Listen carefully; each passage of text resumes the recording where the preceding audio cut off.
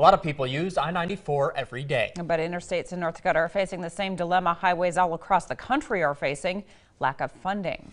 As KX News reporter Robert Suhr reports in tonight's top story, the funding to fix our aging interstate system is about to run out. I'm here along Interstate 94 in Mandan. This is just one of several construction projects spread across North Dakota's nearly 1,200 miles of interstate highway system. But if things don't change at the federal level in terms of funding, projects like this may not be happening nearly as much as they should be. The needs of the state exceed the resources that we've got available.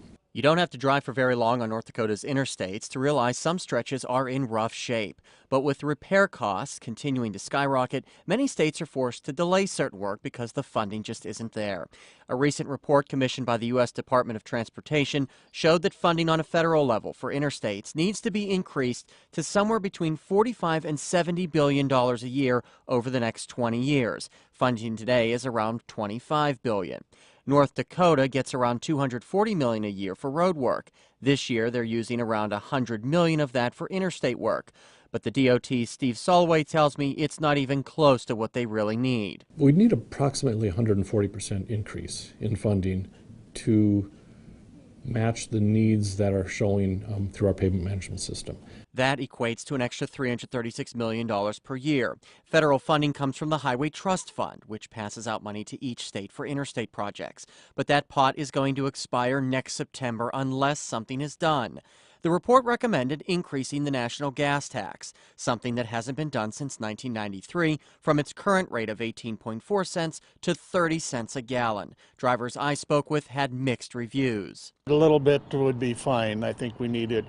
The roads and everything need to be improved, and if you use them, you should be willing to pay for some of that. Oh, I think that's very high. But where else would they get the funding at then? The report also recommended charging owners of hybrid or electric vehicles a fee for the miles they drive instead of raising the gas tax. I found a driver from Michigan who says that's a terrible idea. I don't think there's enough EVs on the road for that to make a difference at this point. If there was a lot on the road, it would make a difference, but right now it really wouldn't change much.